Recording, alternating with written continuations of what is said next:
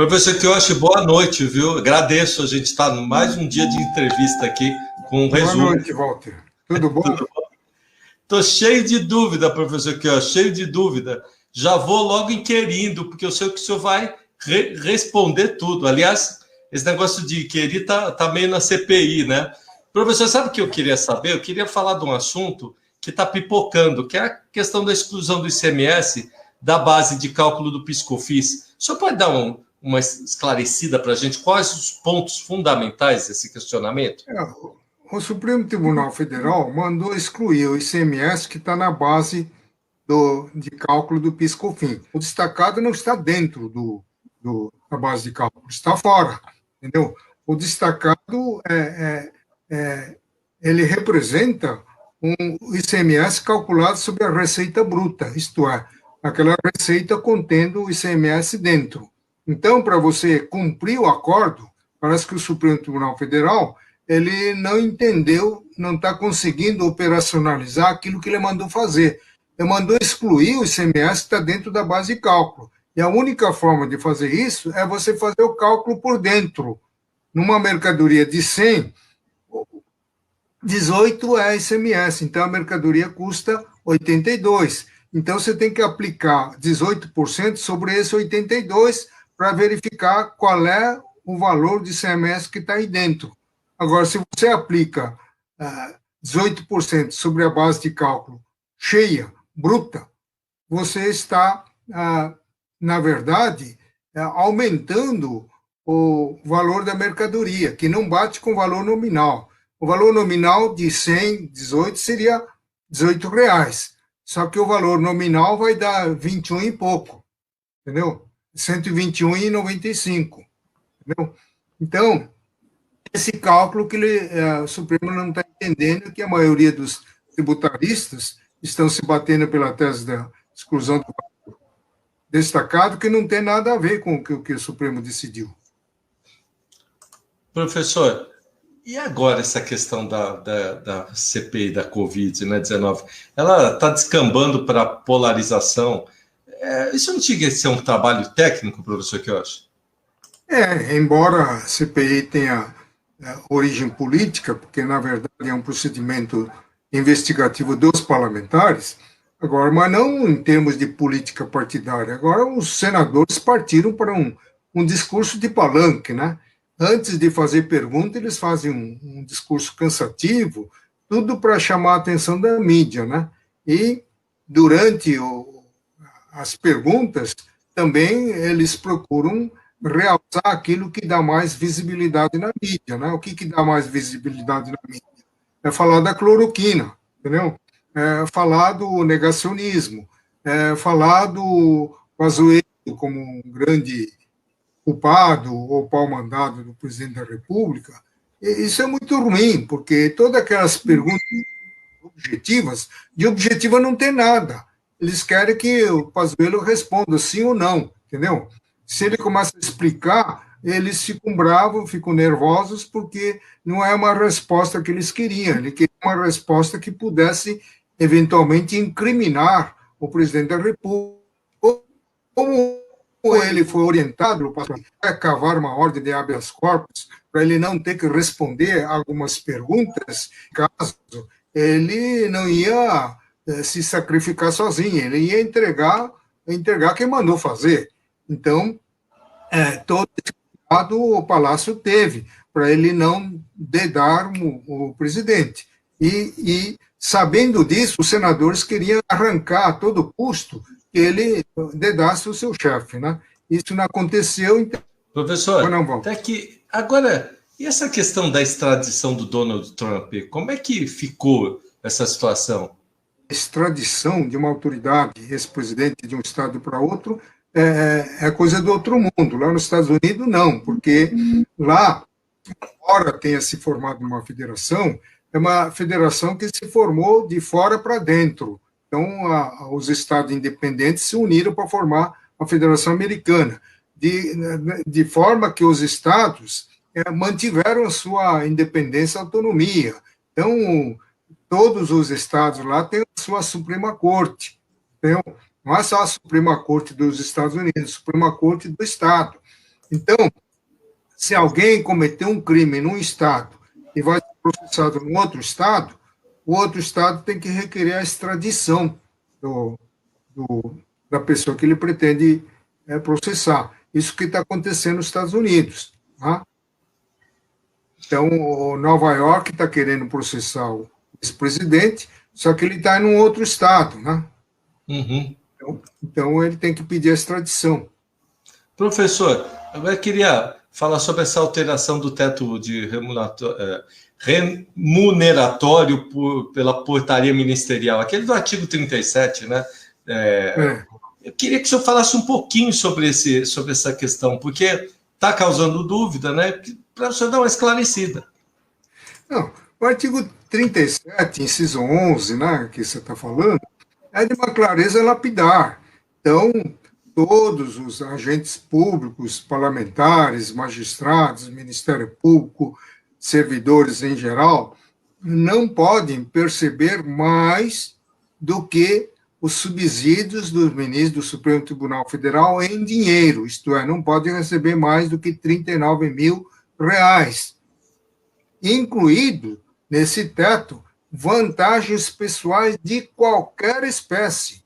Só que ninguém está cumprindo isso, entendeu? Começa pelo próprio judiciário, que inventa lá dezenas de penduricários, auxílio paletó, auxílio transporte, auxílio moradia, auxílio creche, auxílio livro, auxílio não sei do quê, e dando uma natureza indenizatória, quer dizer, está matando dois coelhos de uma cajadada. Como é natureza indenizatória, não faz parte do teto, é expurgado. E também não paga imposto de renda, porque tem natureza indenizatória. Então, esse teto está desmoralizado. E agora, a portaria do ministro, até por portaria, esse teto está sendo mexido, né? Então, dizer que aqueles aposentados que passam, está a serviço de ministro ou comissionado, eles podem acumular os vencimentos. Então, existem certos vencimentos que a mídia anunciou, 60 e tantos mil reais, o outro 50 e pouco, outro o próprio presidente dá 42 e assim por diante. Estão extrapolando em muito o teto de 39 mil reais, no qual deveria estar incluído todas as vantagens pessoais. Professor, e essa questão desse grupo técnico que foi formado a convite do Ministério da Saúde para elaborar um documento preliminar com orientação contra o uso da cloroquina, né? A cloroquina, azitromicina, ivermectina e aqueles outros medicamentos sem eficácia no tratamento da Covid. Bom, esse assunto, eu acho que antes da decisão da Conitex, havia muita controvérsia, né? Quer dizer, o Conselho Federal da Medicina, que é o órgão que regula a classe médica, estava recomendando, aprovando o uso da cloroquina. E essa Associação Brasileira de Medicina, ao contrário, posicionando-se contra o uso da cloroquina, porque não está comprovado uma eficiência no tratamento da Covid-19. Agora, o presidente da República e várias outras autoridades recomendavam o uso, porque uma coisa é não ter eficácia científica comprovada, e outra coisa é quando a vítima não tem como ser socorrido no hospital, que está superlotado, não tem meios de tratamento, então ele usa esse meio alternativo ao seu alcance para tentar evitar o pior, né? Agora, com a decisão da Conitex, dizendo que fica vedada a utilização desse medicamento, e mesmo assim ele botou em audiência pública durante 10 dias consecutivos para ter uma decisão final, conclusiva, eu tenho a impressão que essa decisão oficial não irá mudar, quer dizer, pelo não utilização da cloroquina. Então, a partir desse instante, o ministro da Saúde, eu acho que tem que mandar retirar eventualmente medicamentos que estejam nos hospitais.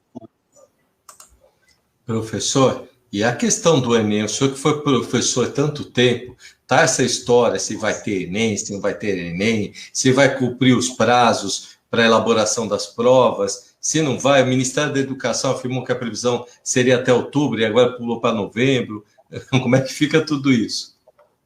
O Ministério da Educação sempre andou claudicando, né? Quer por falta de verba, quer por falta de planejamento, tudo na base da improvisação, depois que aconteceu a pandemia, entendeu? Tudo foi agravado com a pandemia. E com o corte no orçamento de 2021, né, que foi duramente atingido. Isso é mais um fator para atrapalhar a regularidade das provas. O que me preocupa, Walter, é o seguinte, é que o governo impõe um esforço inusitado para a classe trabalhadora, para os agentes produtores, fazendo isolamento, diminuindo a sua produtividade, etc. E, de repente, num programa desse, o Enem, por exemplo, em poucos dias, destrói toda trabalho feito ao longo do ano, né, para evitar a contaminação, porque por mais cuidado que você tome, uma concentração física de alunos num determinado lugar para fazer prova, é evidente que funcionará como um instrumento de propagação do vírus. Isso não tem por onde, entendeu? Então, essas reuniões esporádicas, reunindo muita gente, é que acaba estragando todo o trabalho desenvolvido ao longo do tempo. É o que aconteceu na Índia. A Índia estava lá com um negócio baixinho, tudo controlado, de repente, por motivos religiosos, foram milhares lá tomar banho no mar, e daí explodiu aquela epidemia que não tem mais controle. Professor, agora queria tocar um pouquinho nessa questão do monitor da violência, né? Essa questão da população carcerária, que diz que diminuiu no Brasil, mas ainda o Brasil está registrando uma superlotação alarmante nos presídios, né? Isso vem com anos já. Tá mostrando, isso foi um levantamento feito por o Monitor da Violência e o G1, que é da Globo. Só quer dar uma pincelada nesse assunto? Estatisticamente, o número de presos teria caído drasticamente, né? Isso não quer dizer que cair o número de crimes, a escalada do crime está aumentando mês a mês, dia a dia, entendeu? Estamos ficando sem contar Rio de Janeiro, né, que lá é um estado violento, sim, por natureza. Agora, está pipocando crimes em quantidade em todo o território nacional, e está havendo condenações em massa. Agora, para evitar a superpovoação nos cárceres existentes, os próprios juízes estão, muitos deles, convertendo a pena de prisão em pena domiciliar, com uso de tornozeleira, pena de prestação de serviços sociais, e existe a Delegacia de Vigilância e Capturas com milhares de mandados de prisão engavetados. Eles não estão cumprindo o mandado de prisão, entendeu?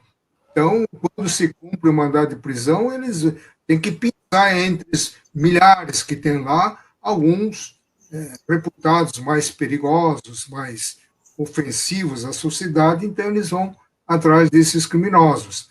Mas não quer dizer que a redução de número de presos implica resultado da queda de criminalidade. Isso é um dado falso. Professor, aqui, dessa semana, a gente teve alguns contratos suspeitos lá na saúde, que o Jornal Nacional encontrou, né? Diz que teve indícios de fraude dos 2 contratos do Ministério da Saúde na gestão do Eduardo Pazuello, né? Sem licitação, os milhares, tal. O senhor escutou alguma coisa disso? Falou de prédios antigos no Rio de Janeiro que usaram a pandemia como justificativa para considerar obras urgentes. Aí está falando que os estados é que usou, essa bagunça toda. A legislação excepcional para vigorar em tempo de pandemia permite a dispensa de licitação para compra de material e prestação de serviço. Isto para atender o interesse público de preservar a saúde da população, porque para importar equipamentos médicos, bem como remédios, vacinas e insumos, se você fizer licitação, vai demorar muito. Então, houve essa dispensa.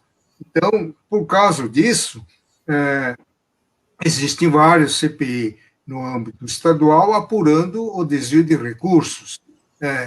Lá no Rio, por exemplo, houve comprovadamente superfaturamento na compra de equipamentos médicos. Né? Então, às vezes, faturado 300% acima do preço real. Entendeu? Isso aconteceu. Aconteceu em todos os lugares.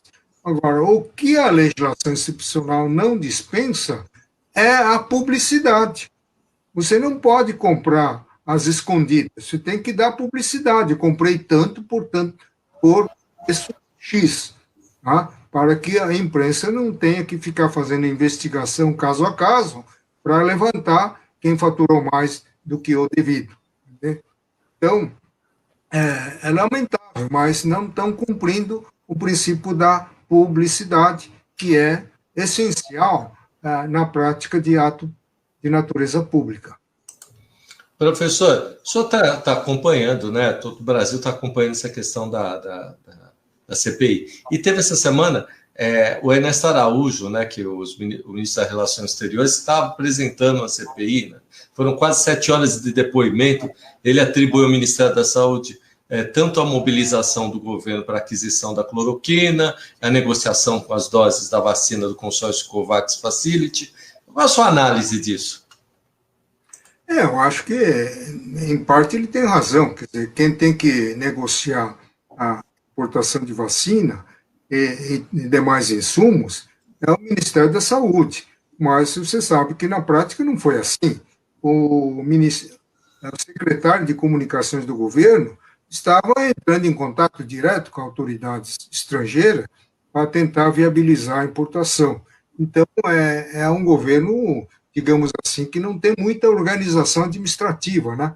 Não deixou o Ministério da Saúde com autonomia, independência, para cumprir a missão que lhe cabe, né?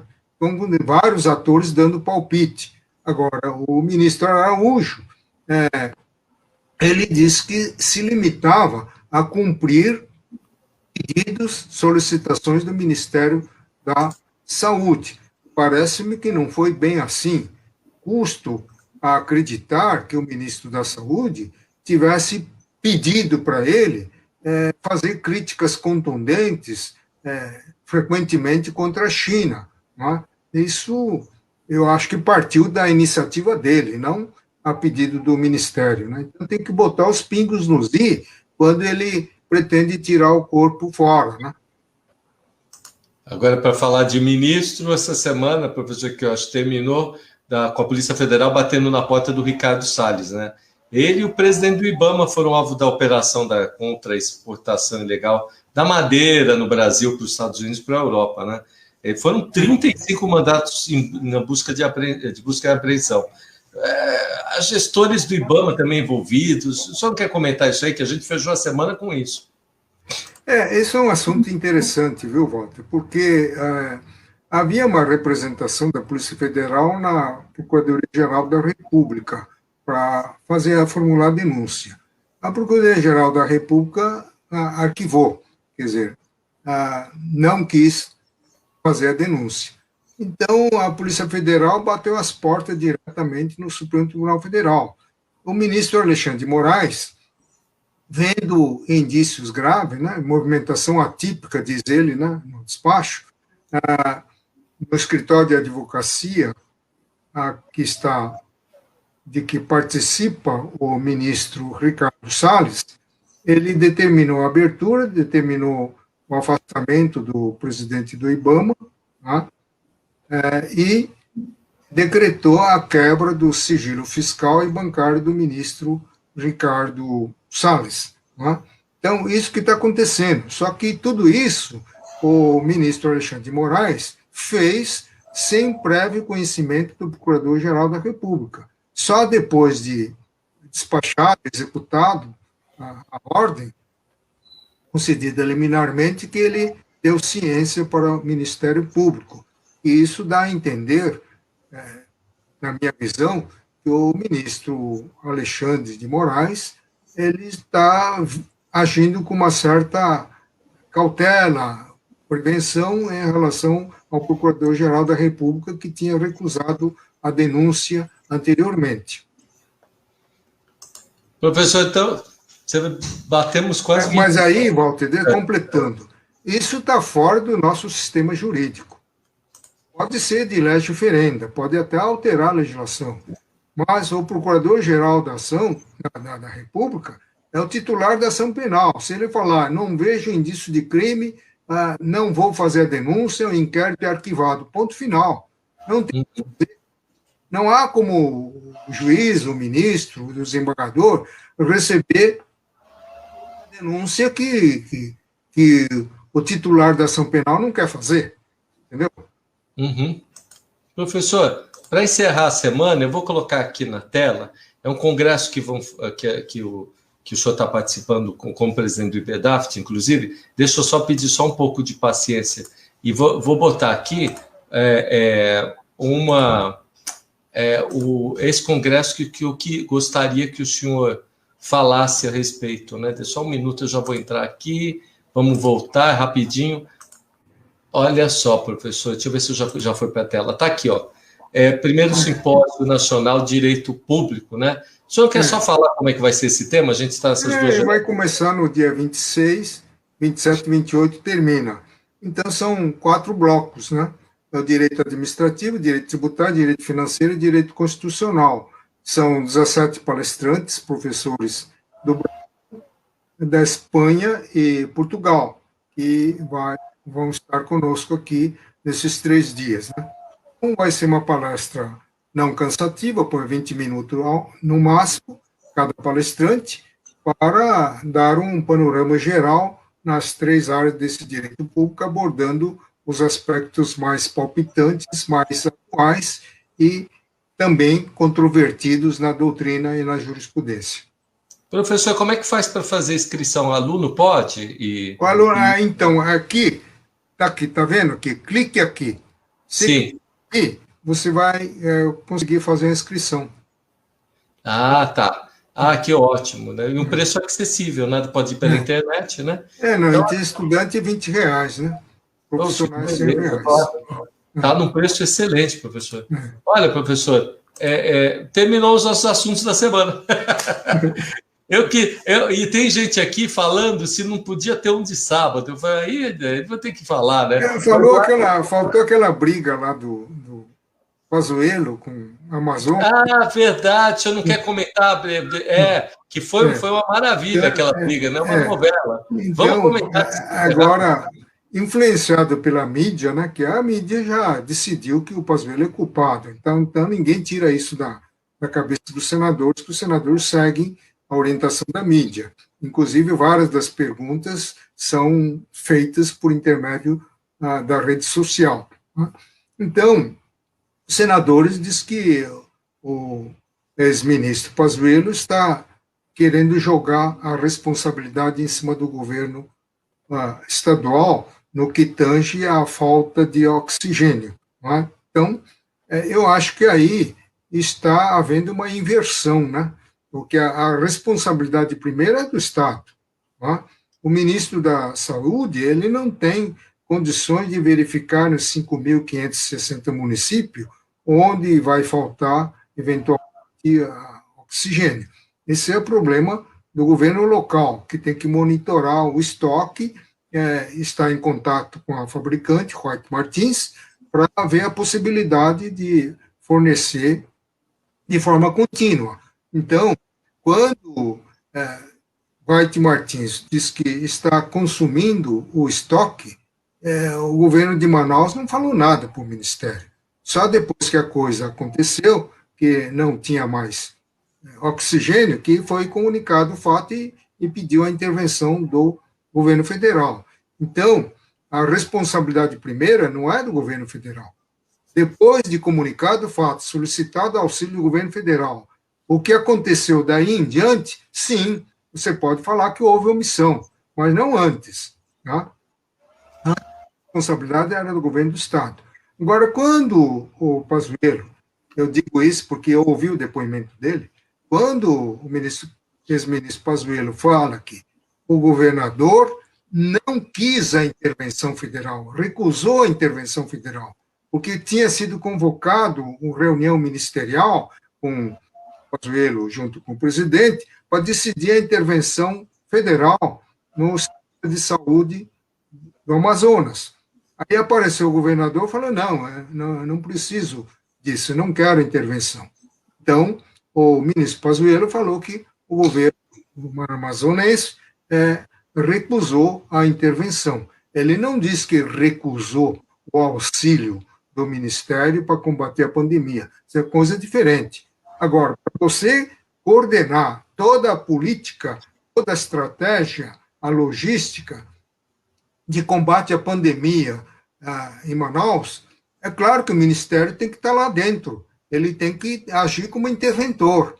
Assim como o presidente Michel Temer decretou intervenção na segurança pública do Rio e tomou a conta. Então, o secretário de Segurança, ele ficou praticamente afastado, era o interventor federal que mandava na Secretaria de Segurança Pública do Rio de Janeiro. Da mesma forma, o ministro Pazuello, que deveria estar mandando na rede de saúde de Manaus, entendeu? Agora, se ele não tem esse comando, ele não tem como planejar, como fazer a logística, entendeu? Professor, o Eduardo está aqui perguntando, aliás, eu ia tocar no assunto, mas já que ele tocou antes, vamos falar, do artigo do senhor que saiu no consultor jurídico hoje, né? Aliás, e ele falou, professor, comenta um pouco sobre o assunto, tal. Já que eu estou aqui nos Estados Unidos, gosto de escutar para o senhor aqui. O Eduardo é muito boa gente, eu gosto dele, todo programa ele está aqui. Saiu essa semana o artigo, professor Kioshi, no consultor jurídico, sempre faz. Mas muita gente, Walter, estão questionando, mandando e-mail, que não estão conseguindo entender, que eu falei para você. A decisão de excluir da base de cálculo é uma decisão jurídica. Agora, como excluir é matéria que refoge do jurista, do juiz, do promotor, do ministro, é matéria contábil, é matemático. Então, aquele exemplo lá que eu fiz, muita gente não está entendendo. Falei, não, se diz que o destacado dá 121,90, partindo de 100, né, que devia dar 18. Não, dá 18 se você considerar a alíquota nominal e o valor nominal. 18% de 100 dá 18. Agora, o que está por dentro, se você fizer cálculo por dentro, a alíquota não é 18, é 21,95, e o valor não é 100, é 121,95. Então, não estou entendendo, entendeu? Professor, ele gostou da explicação, vou falar para o senhor, está ótimo. Olha, queria agradecer ao senhor, o pessoal está falando de voltar, diz que o senhor hoje está expansivo, o Eduardo falou, o senhor está, não entendi bem, mas diz que o senhor está bem de paletó azul, eu também acho. Eu gosto, a gente tem, queria agradecer até o pessoal que está na TV aberta, né, professor, que eu acho toda sexta, esse hábito das pessoas estarem participando, é bem legal, fico meio feliz. Eu aproveito para agradecer o pessoal da Conjur, por ter, consultor jurídico, por ter divulgado esse artigo que está contribuindo para esclarecer vários pontos ainda não abordados pela doutrina majoritária, que só aborda o aspecto que interesse aos grandes empresariados. Né? E aqui eu repito, Walter, o que eu escrevi lá. O empresariado que está querendo pegar de volta o que pagou a mais, na verdade, ele está pegando pela segunda vez, porque quando ele vende e recebe o preço, naquele preço está embutido o tributo, ele já recebeu o valor do tributo. Então, se ele pega de volta aquilo que ele recebeu, ele está recebendo pela segunda vez. Então, quem tem legitimidade para reclamar de volta é você, sou eu, é o Eduardo, é o pessoal que comprou, é o consumidor que pagou, não é o empresário que pagou. O empresário apenas serviu de canal, de instrumento de arrecadação, mas quem pagou foi o consumidor. Entendeu? Ótimo. Agora, isso daí, os defensores dos empresários, ninguém fala, entendeu? Não então, fala, na verdade, seria advogar para obter a favor dos empresários um duplo enriquecimento sem causa. Puxa, eu gostei do artigo, vou até botar, estão pedindo para botar, o Eduardo disse que vai botar embaixo aí o artigo, porque dá para deixar os likezinhos, né? Vamos botar embaixo aí, quem quiser ver o artigo, tá na internet, é fácil de ver no site do consultor jurídico. Isso aqui eu acho mais, que... viu, Walter? E mais, assim como o Supremo decidiu, em repercussão geral, exclusão do ICMS da base de cálculo PIS/COFINS, decidiu igualmente mandando excluir o ISS da base de cálculo PIS/COFINS. Agora, a doutrina majoritária, ó, boca de siri, ninguém fala nada. Por quê? Porque se você abordar esse assunto, toda aquela explicação quilométrica que deram para excluir o ICMS, que é não cumulativo, a cadeia produtiva, vai acredita aqui, debita lá, não sei o quê, e tudo isso fica sem base, entendeu? Então, não estão abordando a exclusão do ISS. Olha, tá ótimo. Eu gostei, eu li o artigo no Conjuro, o Márcio Chaer gostou, inclusive caminhou um e-mail aqui falando, professor Kioch falou, porque sabe que a gente faz programa, né, na sexta. Bom, professor Kioch, queria agradecer, perguntar que vai ter muita, vamos dizer assim, é um bom termo, né, vai ter muita confusão, né, semana da CPI, né, mas estamos aí, né. Tem gente pedindo outros assuntos aqui, pergunta ao professor Kioch o que ele acha do FHC almoçando com Lula hoje. Não é jurídico, né, se eu quiser comentar... Como é que é? O FHC diz que almoçou com Lula hoje, né? Estão fazendo, mas é mais político, né? Sei lá. Sim. O FHC sempre foi esquerdista, né? Foi, né? Ele falou que ele vai votar no Lula, entre o Lula e o Bolsonaro. Lógico, quer dizer, nunca um esquerdista ia votar no Bolsonaro, né? Professor, que eu queria agradecer, estava muito bom aqui, o Eduardo também, o Eduardo que diz que está na Amazon indo atrás do livro, o professor Kioch falou que vai procurar saber dessa questão do livro aí dos Estados Unidos, né? Mas tem na Amazon, né? Tem na Amazon. Professor, um abraço para o senhor, vamos até a próxima sexta-feira, né? Tá bom, até lá. Abraço, professor.